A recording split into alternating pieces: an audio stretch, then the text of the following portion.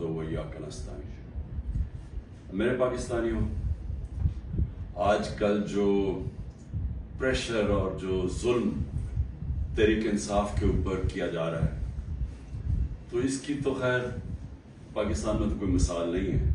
تھوڑے سے لوگوں کے اوپر ماضی میں ضرور ہوا، لیکن اتنے زیادہ لوگوں سے، یعنی 10,000 لوگ جیل میں ڈال دیے ہمارے جو بھی سپورٹر ورکر، جس کا پتہ چلتا ہے تحریک انصاف سے کچھ، اس کو جیل میں ڈال دیتے ہیں۔ لیکن صرف یہی نہیں کیا، ان میں سے کئیوں پہ تشدد کیا، اور تشدد ان لوگوں پہ کیا جتنے وہ تحریک انصاف کے ساتھ کھڑے ہیں اور وہ کہتے ہیں کہ ہم اس کو نہیں چھوڑیں گے، ان کے اوپر اور زیادہ ہر قسم کا ظلم بھی کیا جاتا ہے، تشدد بھی کیا جاتا ہے۔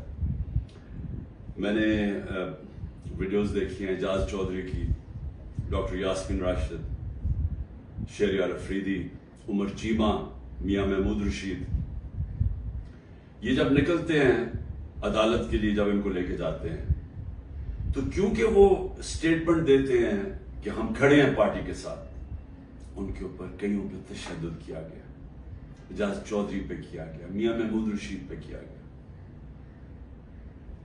اور پھر ہمارے سارے یا لیڈرشپ جیل میں ہیں اور یا لوگ چھپے ہوئے ہیں، اور خاص طور پہ جو کہ ٹکٹ ہولڈرز ہیں۔ اب یہ ٹکٹ ہولڈرز کے پیچھے پڑے ہوئے ہیں کہ کسی طرح ان کو پی ٹی آئی سے دور کریں، اور کئی کر چکے ہیں۔ کئیوں نے کہا جی وہی جو ہاتھ کھڑا کر کے، جی ہم تو پاکستانی فوج کے ساتھ ہیں، ہم تو 8-9 مئی کو بڑی اس کی مذمت کرتے ہیں، اور ہم پارٹی چھوڑ رہے ہیں، سب کچھ معاف ہو جاتا ہے ان کا۔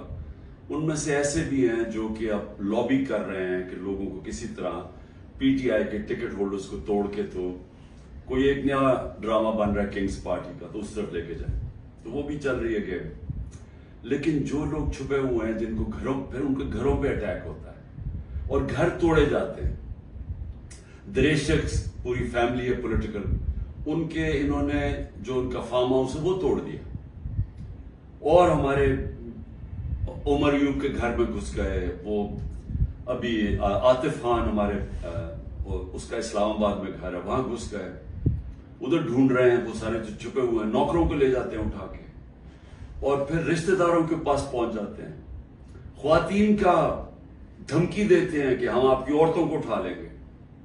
یعنی اس لیول پہ پہنچ چکے ہیں کہ کبھی بھی کوئی تصور نہیں کر سکتا تھا کہ پاکستان کی سیاست میں ہم اتنا گر جائیں گے کہ یہ کہا جائے گا کہ اچھا ہم تمہاری عورتوں کو، تمہاری بچیوں کو، ہم ان کو نہیں چھوڑیں گے۔ یہ اس ایک لیول تک پہنچ چکے ہیں۔ عورتوں کو پکڑ کے انہوں نے جیلوں میں ڈالا۔ رانا ثناءاللہ کی پریس کانفرنس آئی کہ جی کہ ہم خود ہی کچھ ڈرامہ کرنے لگے ہیں ریپ کا۔ یہ ڈرے ہوئے ہیں عورتوں کو نکالتے ہوئے، ان کو پتہ ہے کہ کوئی عورت کسی قسم کے انتشار میں ملوث نہیں تھی، کسی جلانے میں جو ہوا آرسن، جو گھر جلائے گئے ہیں، جو 3-4، ان کو پتہ ہے کوئی عورت اس پہ نہیں تھی، بلکہ ان کو پتہ ہے کہ اکثریت سوائے تھوڑے سے زیادہ 100 ہوں گے، 150 لوگ ہوں گے، ان کو پتہ ہے باقی کوئی پرامن احتجاج کر رہے تھے۔ اور میں پھر سے بتا دوں، ایک جمہوریت میں آئین ہمیں حق دیتا ہے کہ ہم پرامن احتجاج کہیں بھی کر سکتے ہیں۔ اگر جس طرح مجھے کمانڈو ایکشن سے اٹھایا گیا فوج نے، تو اس کا ریاکشن کدھر جانا تھا؟ جدھر ملٹری سمبلز ہیں اس کے باہر احتجاج ہونا تھا نا، انہوں نے اور کدھر جانا تھا؟ اگر پولیس اٹھاتی تو پولیس اسٹیشن جاتے۔ تو یہ کہنا کہ جی جیو فینسنگ تھے، ہمیں پتا چلا آپ اس وقت وہاں تھے، اور ادھر سے اٹھا کے ان کو جیلوں میں ڈالا جا رہا ہے، یعنی ایسا عورتوں کو، یعنی ایسا میں چھوڑے مسلمان معاشرے میں کبھی کسی اور وہ معاشرے جدھر عورتوں کی اتنی عزت نہیں ہوتی، وہاں میں نے یہ کبھی نہیں دیکھا۔ اور ایک خاتون وکیل، اس کو اٹھا لیا 2 دن پہلے، صبح کے 3 بجے اس کے گھر جا کے اس کو اٹھا لیا کہ جی جیو فینسنگ میں آپ زمان پاک میں اس وقت وہاں تھی، پتا چلا کہ آپ اس ایریا میں تھے۔ تو یہ کون سا کوئی جرم ہے؟ دیکھیں ابھی بھی مجھے پتا ہے کہ میری سپیریئر جوڈیشری بہت پریشر میں ہے. مجھے پتا ہے کہ ججز کو بھی فون کالز آ رہی ہیں، نامعلوم فون کال کہ ہم یہ کر دیں گے، تمہاری یہ فائل ہے، ہم تمہیں یہ کر دیں گے، تمہارے بچوں کے پہنچ جاتے ہیں. یہ مجھے پتا ہے کہ اس وقت جوڈیشری کے اوپر وہ پریشر ہے جو کبھی پہلے نہیں تھا. اور مجھے یہ بھی پتا ہے کہ سارے ملک کے اداروں کو صرف استعمال کیا جا رہا ہے ایک کام سے، کہ کسی طرح تحریک انصاف کو ختم کیا جائے. ایف آئی اے کا سارے کام ختم ہے. وہ بھول گئے ہیں کہ شہباز شریف نے 16 ارب روپے کا ایف آئی اے نے اتنا بڑا اوپن اینڈ شٹ اس کا کرپشن کیس پکڑا تھا، مقصود چپراسی والا. ایف آئی اے کو پتا ہے کہ 4 وہ گواہ بھی مر چکے ہیں، سب کو ہارٹ اٹیک ہو گیا. ان کو پتا ہے کہ ان کا ایک بڑا زبردست آفیسر ڈاکٹر رضوان وہ بھی ہارٹ اٹیک سے مر چکے. لیکن ایف آئی اے کو کوئی اور کام نہیں. تحریک انصاف کے اوپر کیسے کیسز ڈھونڈنے ہیں اور کیسے ان کے لوگوں کے اوپر انتقامی کارروائی کرنی. نیب کا کام اب یہ ہو گیا ہے، جب سے وہ ان کے پچھلے نیب کے چیئرمین جنہوں نے کہا کہ میں یہ غلط کام کرنے کے لیے نہیں تیار ہوں، ریزائن کیا، اور سنا نیب نے اس کو سٹینڈنگ اوویشن دی جب وہ جا رہا تھا. اس کی جگہ جس آدمی کو لے کے آئے ہیں، اس کا بھی کام ہے کہ نیب کو استعمال کرو، کسی طرح تحریک انصاف کو ختم کرو، ان کے اوپر کیسز کرو. پولیس، یہ پہلی دفعہ ہوا ہے کہ میں نے اپنے جو ہمیں خبریں آئی ہیں جیلوں سے بھی، ہمارے جو لوگ جن کا واسطہ پڑا پولیس سے، یہ پہلی دفعہ میں نے سنا ہے کہ انہوں نے یہ کہا کہ اکثریت پولیس بالکل خوش نہیں ہے جو ان سے کروایا جا رہا ہے. اکثریت جو پولیس کی اکثریت ہے وہ سمجھتے ہیں کہ بہت بڑا یہ ظلم کیا جا رہا ہے، اندر گلو بٹ انہوں نے گھسائے ہوئے ہیں اور پیچھے سے نامعلوم افراد کا پریشر آتا ہے، ان کی وجہ سے یہ کام کر رہے ہیں. تو اس کا مطلب پولیس جس کا کام اس ملک میں مجرموں کے پیچھے جانا، وہ سب کچھ بھول چکے ہیں. ان کا صرف 1 پوائنٹ ایجنڈا ہے. نیچے تھانے لیول کے اوپر کوئی تحریک انصاف کا ملے، نچلے لیول پہ آپ اگر وہ کوئی کسی کی سمپتھی بھی ہے تحریک انصاف سے، ان کو کسی طرح ہٹایا جائے. اس لیول پہ پہنچے ہوئے. اور جو کرتے ہیں، جب ایک ہی خبر آتی ہے کہ گھر توڑ دیتے ہیں، چیزیں توڑ دیتے ہیں، دھمکیاں دیتے ہیں، بزنسز بند کر دیتے ہیں، بزنسز کے اوپر پہنچ جاتے ہیں، روزگار بند کر دیتے ہیں. تو میرا سوال ایک ہے کہ اتنی زیادہ اتنے پریشر کے باوجود کیا وجہ ہے کہ چند لوگ چھوڑ کے گئے ہیں؟ ہمارے ٹکٹ ہولڈرز پنجاب میں دیکھیں کتنے لوگ چھوڑ کے گئے. یعنی اس طرح کا ظلم جو کبھی ہوا نہیں ہے، کیوں نہیں چھوڑ کے جا رہے لوگ؟ اس کی 2 وجوہات. ایک، اس باری ٹکٹس میں نے خود دیے ہیں، زیادہ تر انٹرویو کیے ہیں. میں نے اپنی پوری کوشش کی ہے کہ نظریاتی لوگوں کو ٹکٹس دیے جائیں، اور اس باری زیادہ تر جو لوگ ہیں جن کو ٹکٹس ملے ہیں، پنجاب کی میں بات کر رہا ہوں، وہ نظریے پہ کھڑے ہیں. لیکن دوسرا ایک اور بھی فیکٹر ہے. میں نے ایک کا مجھے میسج آئی کہ میرے اوپر بہت پریشر ہے، انہوں نے میری بزنس بند کر دی ہیں، انہوں نے اب فیملی کے اوپر آ گئے ہیں، پتہ ہے جی آپ کی بیٹی کی یہ ادھر شادی ہوئی ہے، اس کے اوپر اس کو بھی تنگ کرنے پہ آ گئے. تو جی میرے پہ بہت پریشر ہے. تو میں نے کہا پھر چھوڑ دو. میں نے کہا یعنی تمہاری اگر برداشت سے باہر ہے تو چھوڑ دو. وہ کہتا ہے جی اگر میں نے چھوڑا، مجھے سارا جو میرا علاقہ ہے، انہوں نے کہا اگر تم نے پی ٹی آئی کو چھوڑا تمہیں ووٹ ہی نہیں دیں گے. سو یہ ذرا سمجھنے والی بات ہے کہ لوگوں کو یہ احساس ہو گیا ہے کہ اس وقت جس نے چھوڑا اس کی پالیٹکس ختم، اور جو چھوڑ کے گئے ہیں ان میں سے کئی لوگوں کو تو ہم نے ٹکٹ سے نہیں دیے تھے، تو ان کو تو ویسے ہی یعنی چھوڑنا ہو تو ڈرامے کیے ہیں، اور کئی جو چھوڑے ہیں ان کو ہم نے ٹکٹ سے نہیں دینے تھے. لیکن جو اس وقت ٹکٹس مل چکے ہیں، سوال یہ ہے کہ یہ کیوں نہیں چھوڑ رہا ہے. میں آپ کو یقین دلاتا ہوں کہ کبھی پھر سے میں ریپیٹ کرتا ہوں، اس ملک کی تاریخ کا کبھی ایسا پریشر نہیں پڑا. ہو کیا رہا ہے؟ تحریک انصاف کو توڑنے کے لیے پاکستان کے ادارے ختم، ہمارے سارے اداروں کو سسٹمیٹکلی تباہ کیا جا رہا ہے. ہماری جوڈیشری کے اوپر اتنا پریشر ڈال دیا ہے, اور یہ سارا دھمکیاں دے کے, ڈرا کے, دھمکا کے, جب ہمارے پاس فائلیں آپ کی, ان کو ڈرا دیا ہے. ادارے جس کا میں نے کہا پولیس, وہ ویسے اس کا 1 پوائنٹ ایجنڈا پکڑ کے تحریک انصاف کے لوگوں کو جو بھی ہو جدھر بھی ملے پکڑ کے اندر ڈال دو. اور اس کے علاوہ جو جن اداروں نے اس ملک میں کرائم روکنی ہے ان کا کام لگا دیا, جس طرح ایف آئی اے, نیب ہے, ان کا کام لگا دیا کہ صرف پارٹی کو ختم کرو. تو میں اب سمجھنا چاہتا ہوں کہ جا کے ادھر آئے ہیں آپ. یعنی چلیں, میں نے جس طرح کہا کہ میں بات چیت کرنے کے لیے تیار ہوں, مجھے سمجھائیں تو صحیح کہ آپ کہہ رہے ہیں کہ عمران خان کو ہم نے کاٹا ڈال دیا ہے, تو اس کے بعد جانا کدھر ہے ہم نے؟ یعنی کوئی روڈ میپ تو ہوگا نا. تو میں روڈ میپ ابھی تک جو سمجھ رہا ہوں وہ یہ ہے کہ ایک کنگز پارٹی تیار کر رہے ہیں کہ یہ جو تحریک انصاف کے جو بھی لوگ نکلیں گے ان کو اس پارٹی میں ڈال دیں گے, اور پھر یہ سیٹیں بڑھ جائیں گی نون لیگ, پیپلز پارٹی, کیونکہ نون لیگ کا تو ان کو پتا ہے کہ گھوڑا بیٹھنے والا ہے, وہ جلسے کرتے ہیں, وہ لوگ ہی نہیں آتے. پبلک کی ان کو سمجھ آ گئی ہے کہ پبلک نون لیگ, کیونکہ نون لیگ جڑی ہوئی ہے یہ سارے ظلم کے ساتھ, وہ ان کو نقصان, ایک تو اس کا نقصان ہو رہا ہے, دوسرا معاشی طور پہ بیٹھ کے ملک جو روپیہ ہے, جو جس طرح ہر روز روپیہ گر رہا ہے, تو ملک تباہی کی طرف جا رہا ہے. جو مہنگائی بڑھتی جا رہی ہے, تو مہنگائی تو ہر اب انسان کو گھر میں افیکٹ کر رہی ہے, مڈل کلاس کو, ہر تنخواہ دار کو افیکٹ کر رہی ہے مہنگائی. تو ان کو تو پتہ ہے کہ انہوں نے نہ نون لیگ نے کوئی سارے ملک میں گورنمنٹ بنانی ہے, تو نہ بنانی ہے پیپلز پارٹی نے, چھوٹی پارٹیز رہ گئی. تو انہوں نے ایک کنگز پارٹی کا مل ملا کے کوئی ایک یہ لوگوں کا اکٹھا کر کے کولیشن سی بنانی ہے. میرا سوال یہ ہے کہ کیا اس طرح کی کولیشن پاکستان کو اس مشکل وقت سے نکال سکتی ہے؟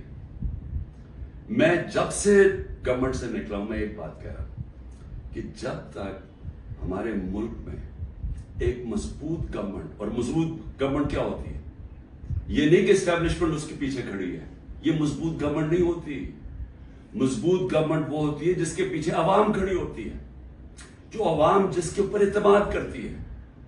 یہ لوگوں کو اکٹھا کر کے اور اسٹیبلشمنٹ پیچھے کھڑی ہو جائے, اور کسی کا خیال ہے کہ جو آج پاکستان کو مسئلے مسائل آ گئے ہم اس میں سے نکل جائیں گے, کوئی اس خوش فہمی میں نہ رہے, کیونکہ یہ صرف ایک پبلک مینڈیٹ سے جو گورنمنٹ آئے گی وہ بڑے فیصلے کرے گی, وہ اس ملک میں اصلاحات کرے گی, وہ اس ملک میں قانون کی حکمرانی قائم کرے گی.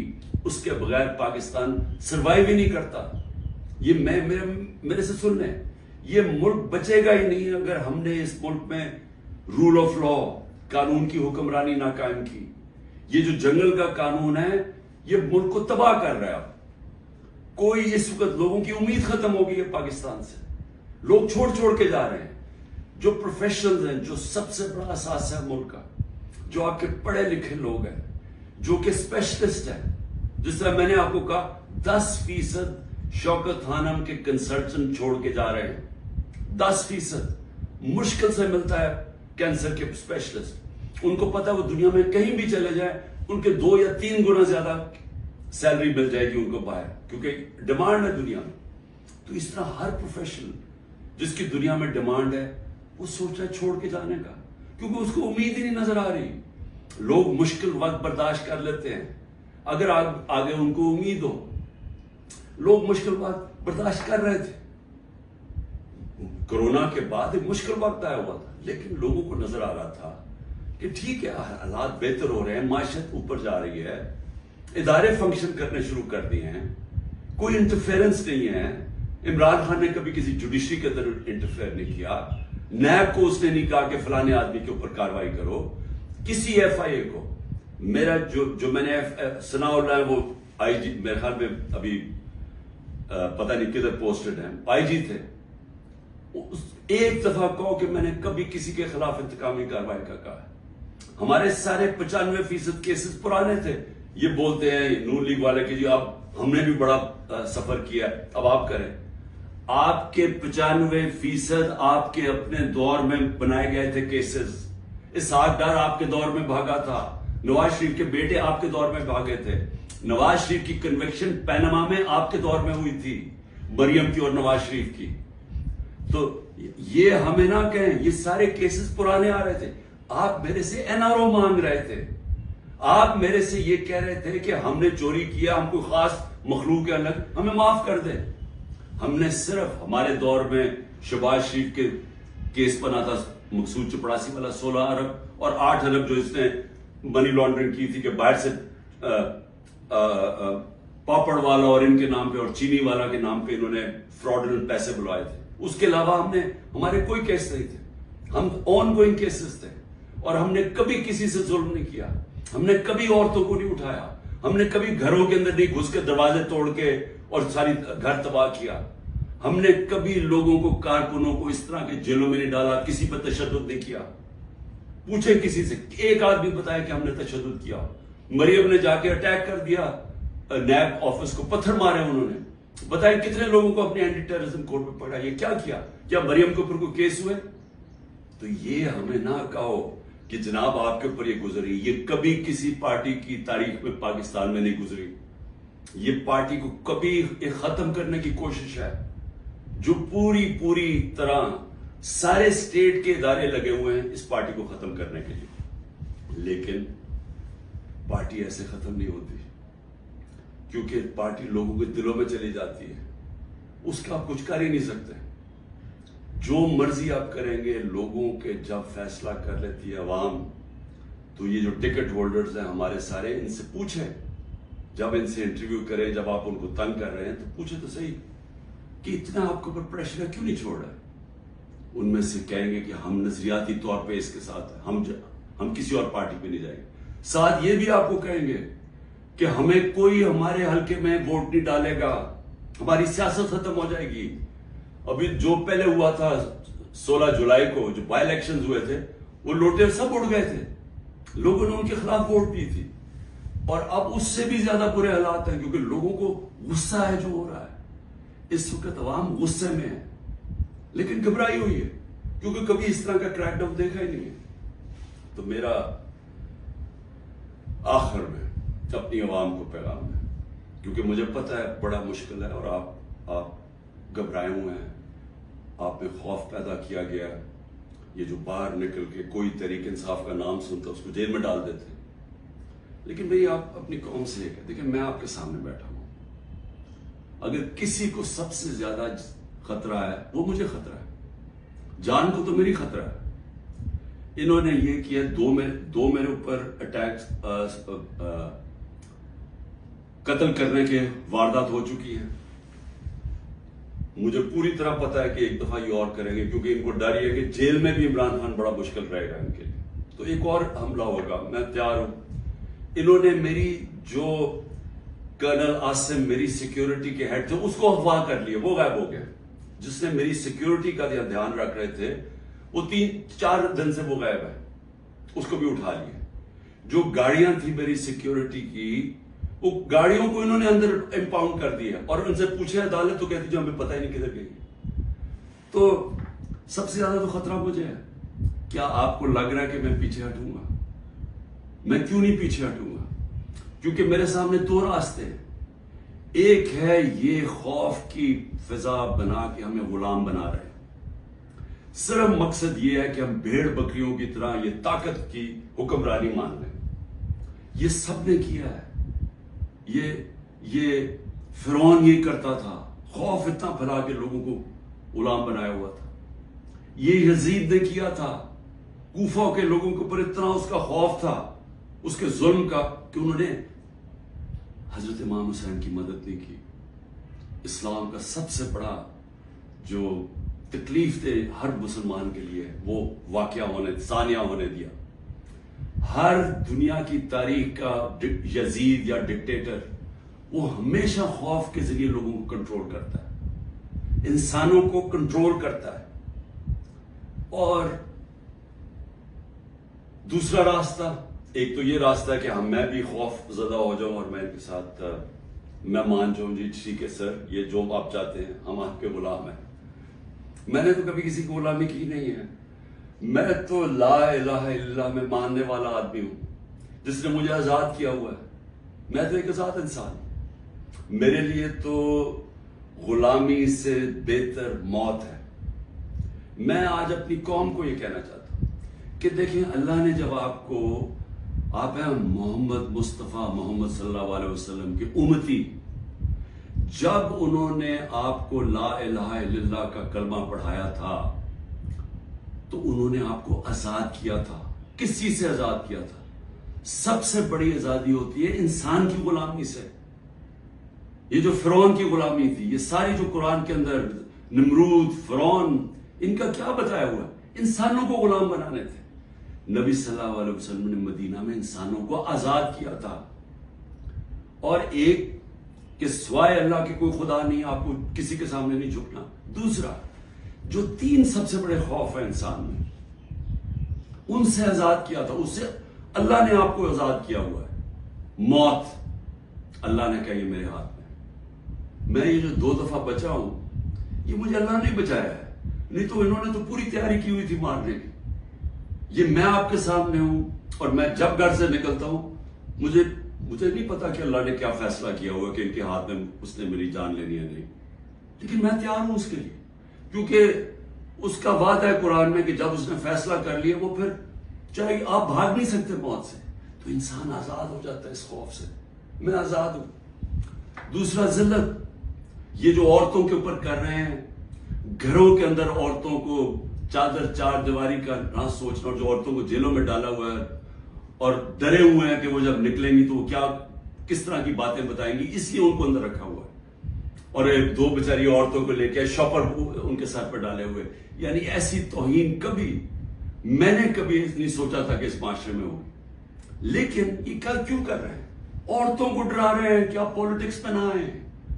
عورتوں جو 50% آبادی ہے، اس کو جان کے اتنا خوف زدہ کر رہے ہیں ان کے آدمیوں کو کہ ان کو بس گھر میں بٹھا دیں.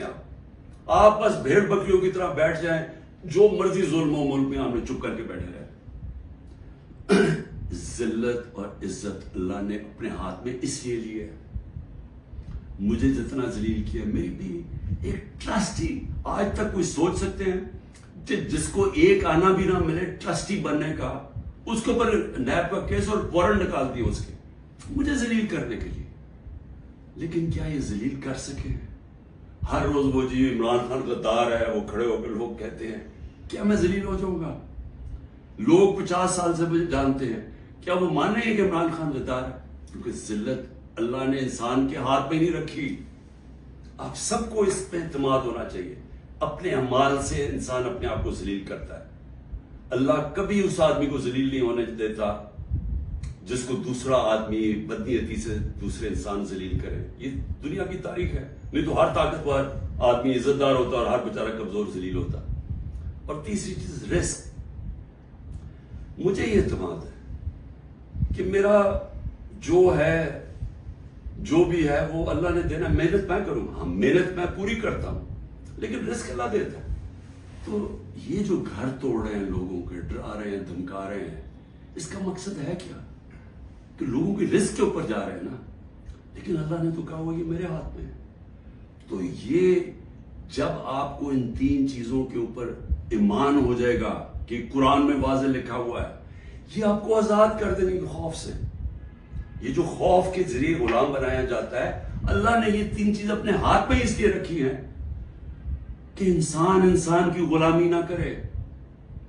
کیونکہ آزادی کو سب سے زیادہ اہمیت ہے. اپنی آزادی کے لیے جو مرتا ہے اس کو شہید کا رتبہ دیا ہوا ہے. جہاد ہے وہ. اور شہید پیغمبروں کے بعد رتبہ آتا ہے شہید کا، جو اپنی آزادی کے لیے کھڑا ہوتا ہے. یہ ہم اپنی آزادی کے لیے کھڑے ہیں. یہ ہے ایک طرف ہے ان کی انسانوں کی غلامی، یہ جو ظلم کے ذریعے کر رہے ہیں، اور دوسری طرف ہے انسانوں کی آزادی اور ایک عروج اور پرواز اوپر. اور وہ پاکستان جو بننا چاہیے تھا، جو چھوٹے سے قبضہ گروپ نے ہمارا ملک نہیں بننے دیا. اس لیے میں آپ سب کو کہنا چاہتا ہوں، مشکل وقت ہے، آزادی کے لیے قربانیاں دینی پڑتی ہیں. ہم سب، میں تیار ہوں قربانی کے لیے. میں اپنی سب سے بڑی تو جان کی قربانی ہے نا، میں اس کے لیے تیار ہوں. لیکن میں کبھی کسی صورت ان کی غلامی قبول نہیں کروں گا. اور میں چاہتا ہوں میری قوم آپ بھی تیار ہو جائیں. 20-15 ہزار لوگوں کو جیل میں ڈالا ہے نا. ہم 23 کروڑ لوگ ہیں. کیا 15 ہزار کو سامنے رکھتے ہوئے 23 کروڑ لوگوں کو غلام بنا دینا انہوں نے؟ تو آپ نے کسی صورت یاد رکھیں یہ اب 2 رائے ہیں. ہم نے اگر اپنے اس وقت اس خوف کے سامنے جھک گئے جو یہ کوشش کر رہے ہیں, یاد رکھیں آپ کی آنے والی نسلیں آپ کو معاف نہیں کریں گی, کیونکہ اس ملک کا پھر کوئی مستقبل نہیں ہوگا. جس طرح آج لوگ چھوڑ کے جا رہے ہیں ملک, نا امید ہو کے پروفیشنل جا رہے ہیں, اس طرح جو یہاں رہ جائیں گے وہ ہمیشہ یاد رکھیں کہ ہمارے جو بڑے تھے, اور میرے بھی, ہم جب بڑے ہو رہے تھے وہ بھی کبھی کھڑے نہیں ہوئے اس غلامی کے خلاف, کیونکہ وہ انگریز کی غلامی کے عادی ہوئے تھے. تو انگریز آزادی تو ملی نہیں صحیح طور پہ, ہر وقت طاقت کی غلامی کی ہے یہاں اس ملک میں. یہ ہے وہ وقت ہم اپنی حقیقی آزادی کے لیے جدوجہد کریں. کبھی آپ نے اس سے پیچھے نہیں ہٹنا.